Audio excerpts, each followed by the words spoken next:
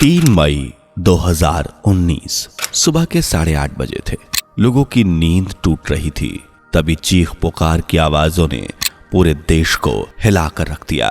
ये चीख पुकार मची थी फानी नाम के चक्रवात के कारण, जिसने करीब 175 से 180 किलोमीटर प्रति घंटे की रफ्तार से ओडिशा में वो उत्पात मचाया कि 10,000 गांवों में और 52 शहरों से दसियों लोगों के काल में समा जाने की खबर आई।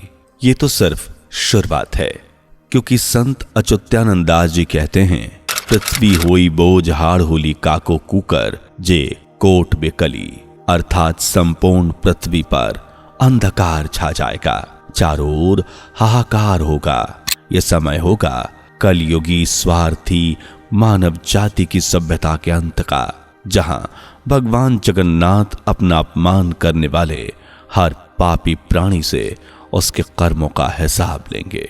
और इसकी शुरुआत होगी ओडिशा से। जी हां, ओडिशा। पर ऐसा क्या होने वाला है कि संपूर्ण मानव जाति का अंत हो जाएगा? क्या सृष्टि के पालनहार प्रभु जगन्नाथ के अपमान का फल चुकाएंगे ओडिशा वासी? जगन्नाथ मंदिर में घट रही घटनाएं कहीं कलयुग के अंत का संकेत तो नहीं?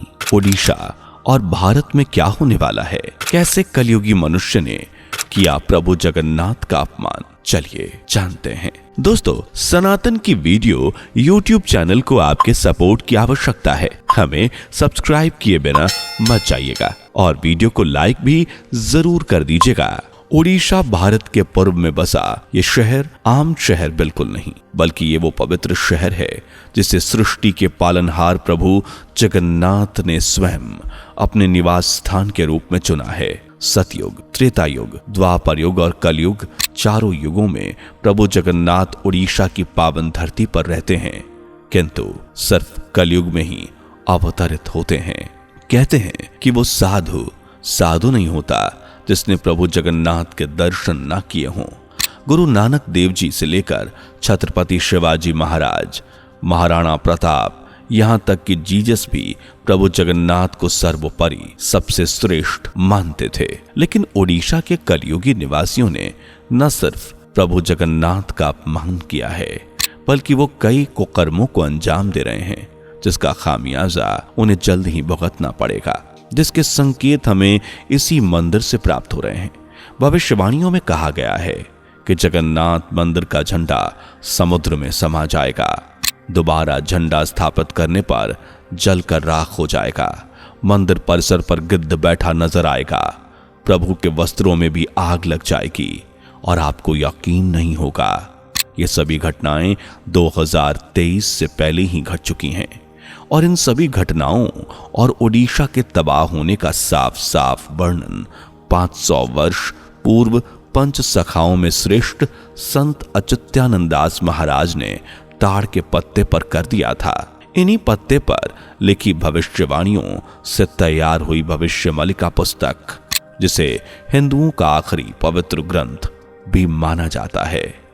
भविष्यमलिका के अनुसार भगवान जगन्नाथ की नगरी में पाप, ईर्ष्या, बुराई और अधर्म फैलाने वाले को उनके किए की सजा मिलकर रहेगी।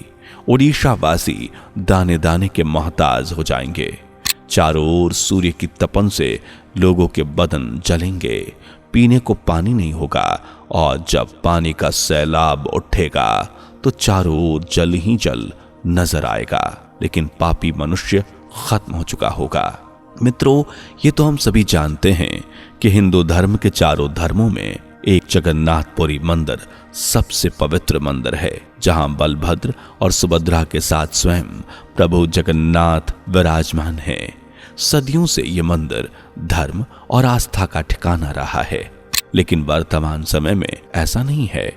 वर्तमान में मंदिर परिसर और उसके आसपास के इलाके को शराब तस्करों ने अवैध कमाई का अड्डा बना लिया है। जगन्नाथ जी की जमीनों को नियमों के विपरीत ऊंचे ऊंचे दामों पर बेचा जा रहा है।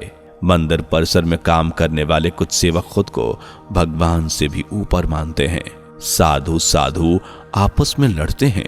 दान के पैसों से याशी की भूख मिटाई जा रही है।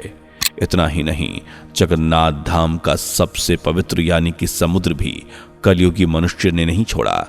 ये वो पवित्र स्थल है जहां कभी सिद्ध ऋषियों, मुनियों, साधु संतों ने साधना की थी। वहीं आज कलयुगी मनुष्य उलूल जुलूल हरकतें कर रहा है, मौज मस्ती कर रहा है। पुरातन काल में प्रभु जगन्नाथ जी का महाप्रसाद सभी भक्तों में मुफ्त बांटा जाता था, जबकि आज इस महाप्रसाद के लिए मोटी रकम वसूली जाती है। प्रसाद इतना महंगा है कि आम आदमी तो इसे लेने के बारे में सोच ही नहीं सकता। ऐसे में एक भक्त की पीड़ा क्या होती है, ये प्रभु जगन्नाथ अच्छे से समझते हैं।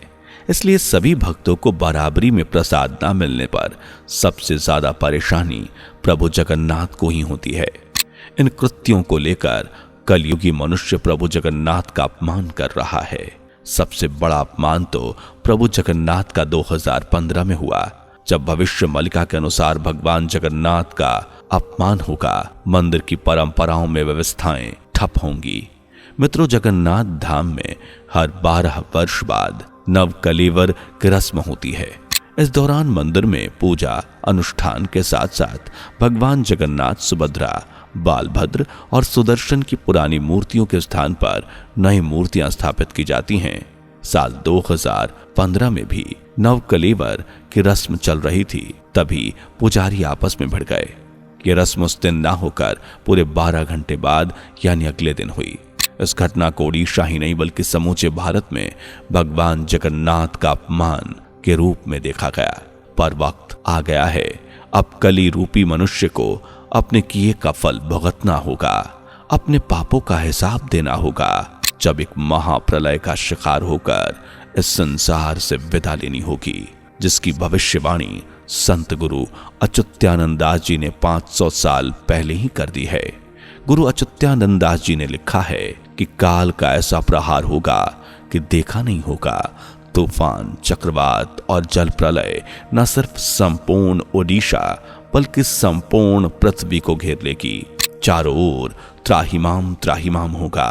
संपूर्ण विश्व जल प्रलय में खो जाएगा और कुछ सच्चे, अच्छे और धर्मी लोगों के साथ होगी सतयुग की शुरुआत, जिसका कारण बनेंगे प्रभु कल्कि। पर कल के अवतार कैसे आएंगे, कहां से आएंगे, जानने के लिए चलिए जान लेते हैं ये जल प्रलय कैसी होगी। मित्रों, संत अच्युतानंद दास जी ने कहा कि बोरोड़ो बेड़ा असीले हिमाड़ खेतरे से विनाश पोरबत होई बस सागर न बुझिबे जे मुड़ खड़ा बर्फ मानत रोड़ी कराई बे जड़ प्रयोडोइटी निश्चय बखीबे हुआ हर नामो जपी थाउटी। अर्थ, अब अंत का समय आएगा, तब हिमालय क्षेत्र में विनाश होगा। नहीं समझ पाएगा पापी मनुष्य, पर्वत बन जाएगा समुद्र। साधारण भाषा में कहें तब कलयुग का अंत नजदीक आएगा, तब पर्वत समुद्र का रूप धारण कर लेंगे। हर ओर जल ही जल नजर आएगा, लेकिन यह जल लोगों की प्यास नहीं बुझाएगा, बल्कि कली रूपी मनुष्य को उसके पापों का फल देगा, उनकी जान लेकर। और इस सब की तैयारी भी मनुष्य खुद ही कर रहा है। जहां लगातार हो रही पेड़ों की कटाई, पॉल्यूशन, जहरीली गैसों का रिसाव ग्लोबल वार्मिंग का कारण बन रहा है, ऐसे में हिमालयन रीजन और अंटार्कटिका जैसे रीजन्स में जमा ग्लेशियर्स लगातार पिघल रहे हैं। ग्लेशियर्स के पिघलने के लिए ग्लेशियर लेक बनती है और ग्लेशियर लेक्स में पानी ज्यादा होने से ये लेक्स अपना दायरा बढ़ाती हैं, जिसे कंट्रोल करने के लिए इनके ऊपर बांध बनाए जाते हैं। पर अब इन डैम्स का भी कोई फायदा नहीं, क्योंकि बीते कुछ सालों से ग्लोबल वार्मिंग इतनी बड़ी है कि ग्लेशियर 100 से 200% ज्यादा रफ्तार से पिघल रहे हैं। ऐसे में ग्लेशियर झीलों में पानी की मात्रा बढ़ेगी और फिर होगा गल्फ यानी ग्लेशियर लेक आउटबर्स्ट फ्लड, जैसा कि अक्टूबर 2023 में सिक्किम में देखने को मिला। कुछ ऐसा ही होने वाला है आने वाले समय में ओडिशा, भारत और पूरी दुनिया में। चारों ओर सिवाय जलमग्न नजारों के कुछ और देखने को नहीं मिलेगा। ऐसे में सिर्फ एक नगरी होगी जो पानी के ऊपर चमकेगी, वो होगी संभल नगरी। जी हां, संभल नगरी, जिसे भगवान कल्कि का जन्म स्थान बताया गया है। कल के पुराण में भगवान कल्कि संभल में ही एक ब्राह्मण के घर अवतरित होंगे। कलयुग के अंत में जब चारों तरफ तबाही का मंजर होगा, तब जगन्नाथ जी इस नगरी में चले जाएंगे। फिर भगवान कल्कि कलि रूपी राक्षस के वेश में घूम रहे कलयुगी पापी अधर्मी मानव का अंत करेंगे। बता दें कि संभल नगर आज के कटक और जाजपुर के बीच में स्थित है। भगवान कल्कि कलयुग के अंत में और सतयुग के शुरुआत में इस महायुद्ध का हिस्सा बनेंगे और पापी मनुष्य का नरसंहार करेंगे। संत अच्युतानंद की भविष्यवाणी से यह साफ होता है कि मनुष्य को उसके किए का फल मिलेगा। वो चाहे जितने पाप कर ले, उसे अपने पापों का फल तो भोगना ही होगा। ये तो हम सभी जानते हैं कि जो आया है उसे एक ना एक दिन तो जाना ही है। इस तरह कलयुगी मनुष्य और कलयुग दोनों का अंत हो जाएगा।